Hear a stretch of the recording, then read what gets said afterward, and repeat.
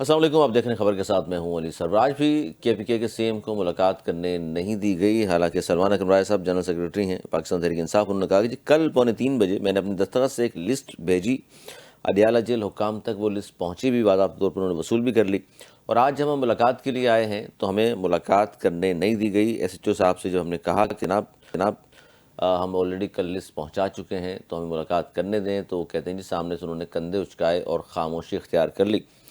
تو اب یہ دیکھ لیجئے کہ حکومت کہاں کھڑی ہے، کیونکہ آئین اور قانون پر اگر عمل پیرا ہونے کی بات پی ٹی آئی کے لیے کی جاتی ہے تو حکومت خود بھی ان تمام چیزوں کو دیکھے۔ اس پر ہم بات کریں گے کیونکہ عدالت کا فیصلہ موجود ہے جس میں کہا ملاقات کرا دیں، لیکن رانا ثناء اللہ صاحب نے گزشتہ روز جو فرمایا، انہوں نے کہا جی سی ایم کے پی کے جو ہیں سہیل آفریدی صاحب، ان کو کسی عدالت نے عمران سے ملاقات کی اجازت نہیں دی۔ ملاقات کرنی ہے تو اپنا لب و لہجہ درست کریں، اس کے بعد ہم سوچیں گے۔ اس پر ہم بات کریں گے۔ ہمارے ساتھ نصرت واحد صاحب موجود ہیں، پاکستان تحریک انصاف کے سینئر رہنما ہیں۔ اس کے علاوہ ڈاکٹر شاہد اقبال صاحب موجود ہیں، سینئر تجزیہ کار۔ آپ دونوں کا بہت شکریہ۔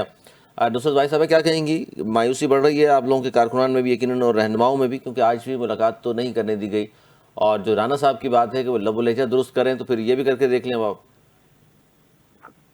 بسم اللہ الرحمن الرحیم۔ بہت شکریہ علی سرور صاحب کے پروگرام میں جگہ دینے کی۔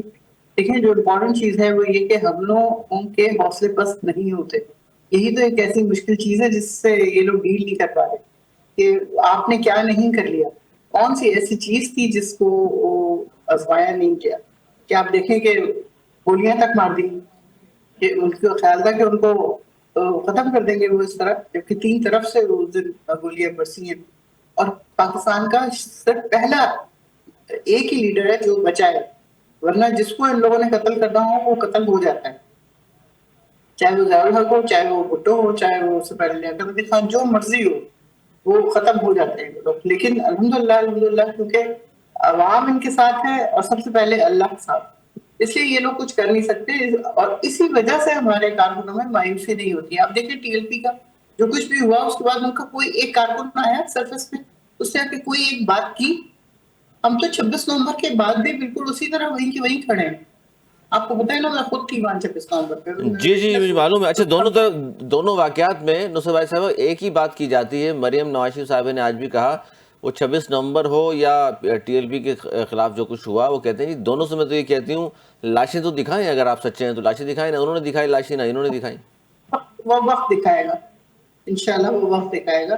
ابھی تو نہیں ظاہر ہے اس پوزیشن میں ہم لوگ کے لاشیں دکھا سکیں، لیکن باہر وہ لاشیں آئیں گی سامنے، کیونکہ کہتے ہیں نا جس طرح سمندر کوئی بھی لاش اپنے اندر نہیں رکھتا، وہ اگل دیتا ہے، اسی طرح زمین بھی اپنے اندر لاش نہیں رکھتی، وہ اگل دیتی ہے، وہ کبھی نہ کبھی پتہ چل ہی جائے گا۔ ایسی بات نہیں ہے کہ پتہ نہیں چلے گا، کیونکہ اگلے دن جو جس طرح کنٹینر کے اوپر وہ گرد جو اڑ رہے تھے، وہ کیوں اڑ رہے تھے؟ وہ آتے ہی صرف خون کے اوپر ہے۔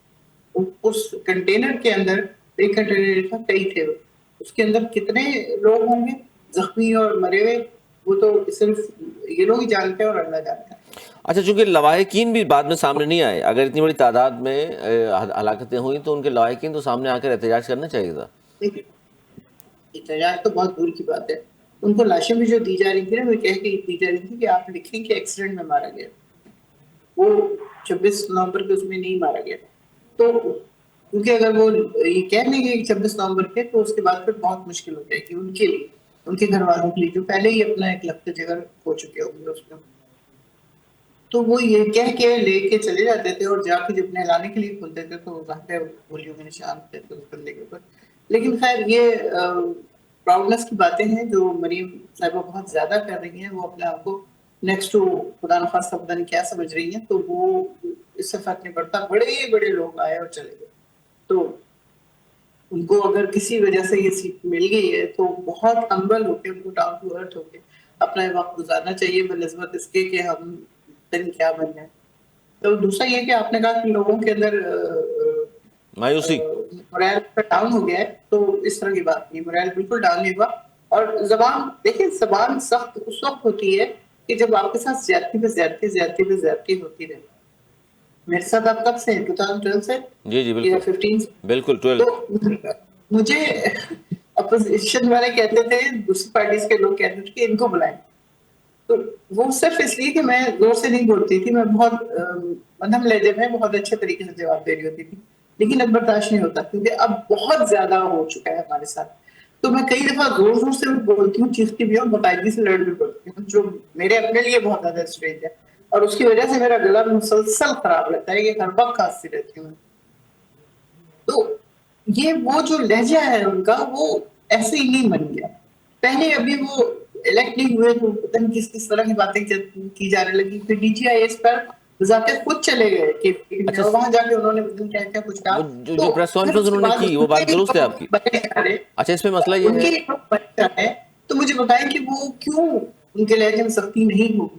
ہمیں بینگ ہیومن بھی اس کے حساب سے سوچنا چاہیے نا کہ وہ کوئی بھی انسان جس کے ساتھ زیادتی پہ زیادتی ہوتی ہے پہلے پتہ نہیں تو اس کتنے کا لب و لہجہ بار صحیح ہے، ٹھیک ہے. اب آپ کہہ رہی ہیں کہ ظاہر ہے کہ زیادتی بھی زیادتیاں ہوں گی تو پھر لب و لہجہ پھر اسی طرح کا ہوگا، اور غصہ بھی آئے گا اور فرسٹریشن بھی ہوگی. ٹھیک نہیں ہے، یہ ٹھیک نہیں ہے، میں نہیں کہہ رہی کہ وہ ٹھیک ہے، لیکن یہ ہو سکتا ہے، انسان ہاسٹائل ہو جاتا ہے.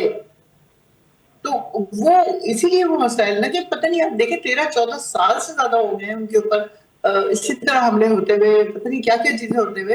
تو کیا قصور ہے ان بیچاروں کا بھائی کہ آپ لا کے خود بسائیں وہاں پہ، پہلے نکالا جائے ان کو، پہلے ان کے ساتھ بات چیت کر کے ان کو دور کیا جائے، پھر آپ ان کو لے کے آ جائیں اچھا نہیں، واپس. بات چیت تو دیکھیے نصرت بھائی صاحبہ وہ تو بار بار کہہ رہے ہیں نا، خان صاحب کو بھی آفر کی کہ جی آپ بنی گالہ کا شفٹ ہونا چاہتے ہیں تو وہ تو میڈیا پہ آ کر کہا ان کے وزیر نے بھی کہ جی آپ اپلیکیشن دیں، ہم بالکل شفٹ کر دیں گے بنی گالہ. خان صاحب پھر شاید جانا نہیں چاہتے یا پارٹی نہیں چاہتی کہ وہ اڈیالہ جیل سے بنی گالہ منتقل ہوں.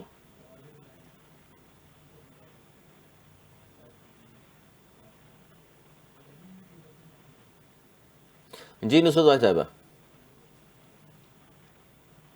اچھا چلیں جی اس پہ دوبارہ میں آتا آچارن سے ہوں. کوئی فرق نہیں پڑتا. آواز نہیں آ رہی میری؟ جی میں آتا ہوں نہیں آپ کہہ کی. رہی ہوں جی جی جی ہماری پارٹی کے ہونے چاہنے یا نہ چاہنے سے کوئی فرق نہیں پڑتا، اس لیے کہ جو کچھ خان صاحب چاہ رہے ہوں گے وہی پارٹی مجبور ہوگی سب کچھ کرنے کے لیے. شیخ افضل مروت کا آپ نے دیکھا ہے شاید، آج بھی اس قدر اس نے گندی بات کی ہے کہ میں تو بالکل حیران رہ گئی ہوں کہ کوئی انسان اتنا بھی اپنے آپ کو گرا سکتا ہے.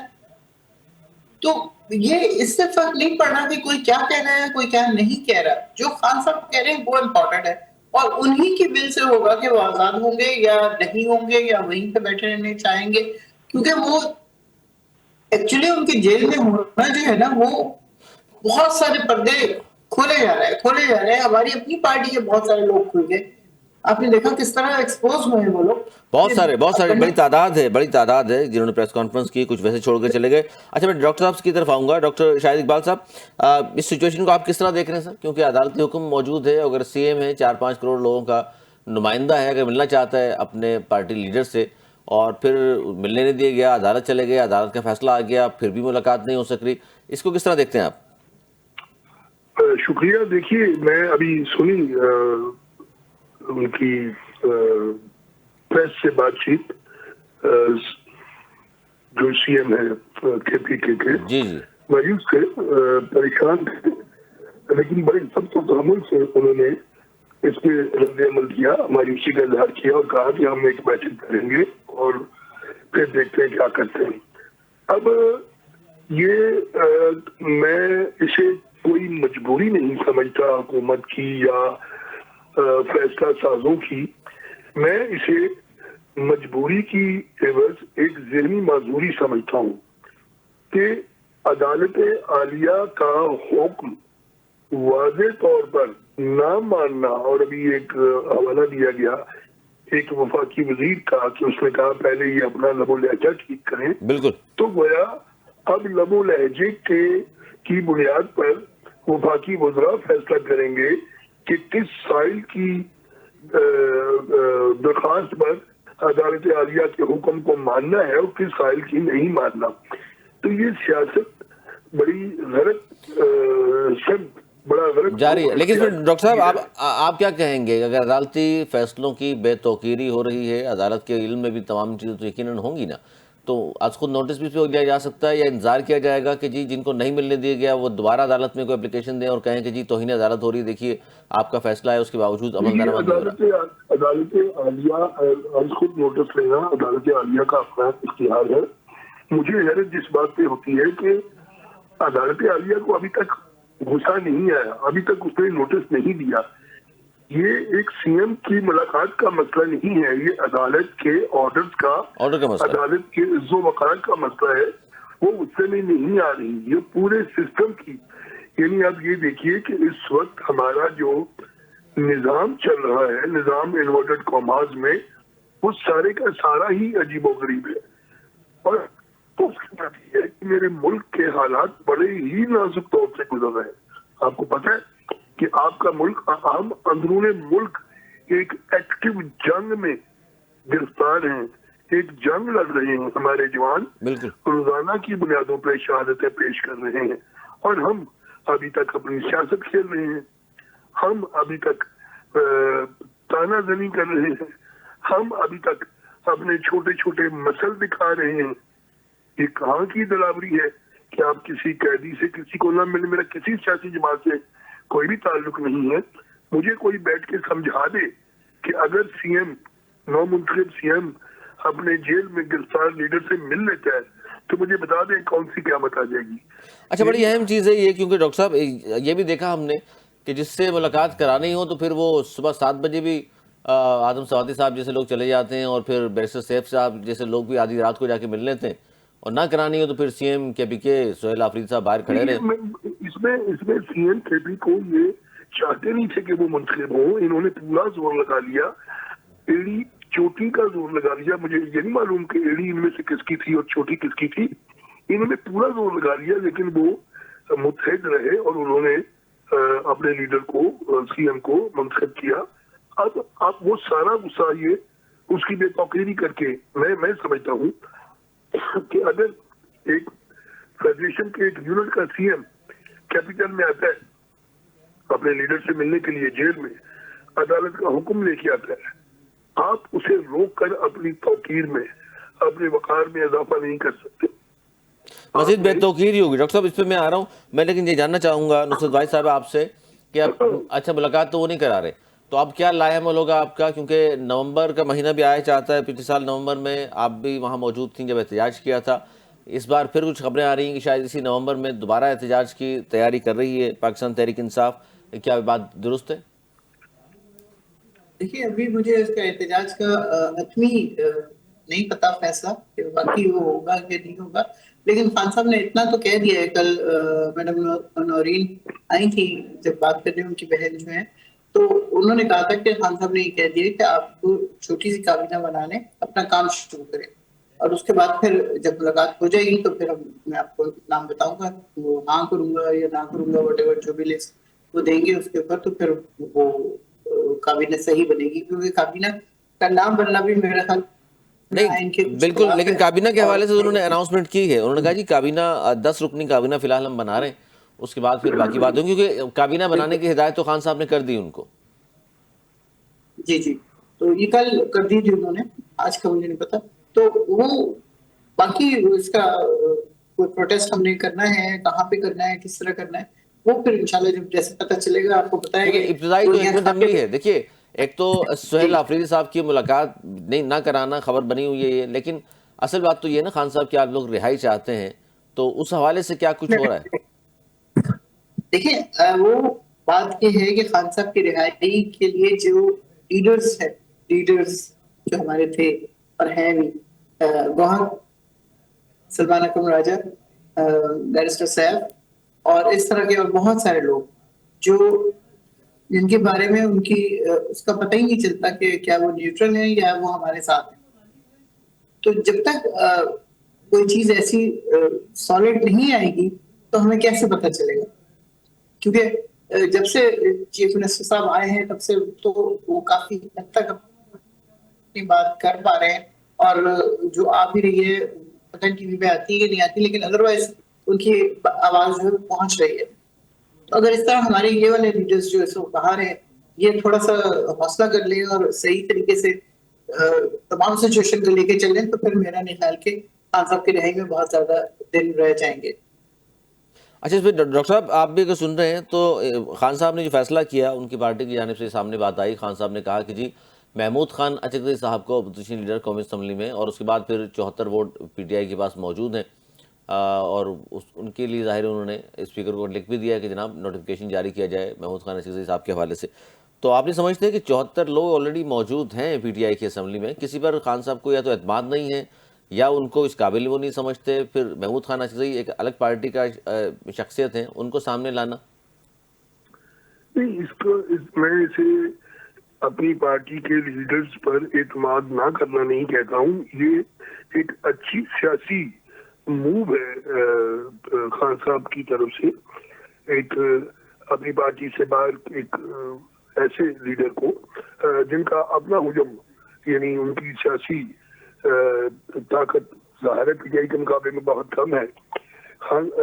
پی ٹی آئی اگر شروع دن سے قومی اسمبلی میں اپنے ووٹر اپنے جو نشستوں کی تعداد ہے اس کے حساب سے ایکٹیو رول پلے کرتی, سائلنٹ نہ ہو جاتی, تو میرا خیال ہے کہ آج صورتحال بہت مختلف ہوتی.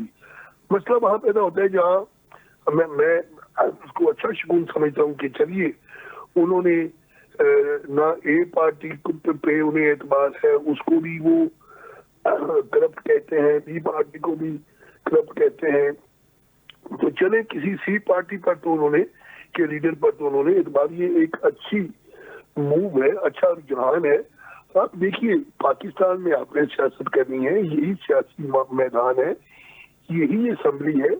اسمبلی میں ممبرز کا سیاسی پارٹیوں کا ایک دوسرے سے لڑتے رہنا ان طاقتوں کو حوصلہ دیتا ہے, قوت دیتا ہے, جو پیچھے بیٹھ کر تماشے دیکھتی ہیں, فیصلے کرتی ہیں, کنٹرول کرتی ہیں.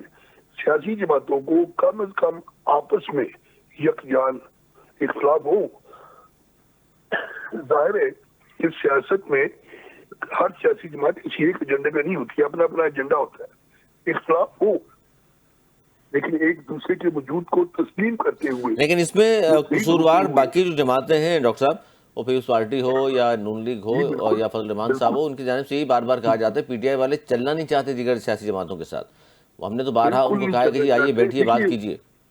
میں جو باقی سیاسی پارٹیاں ہیں اگر پی ٹی آئی اپنا متحرک کردار ادا کرے تو میرا نہیں خیال کہ باقی سیاسی پارٹیاں اس کو قبول نہیں کریں.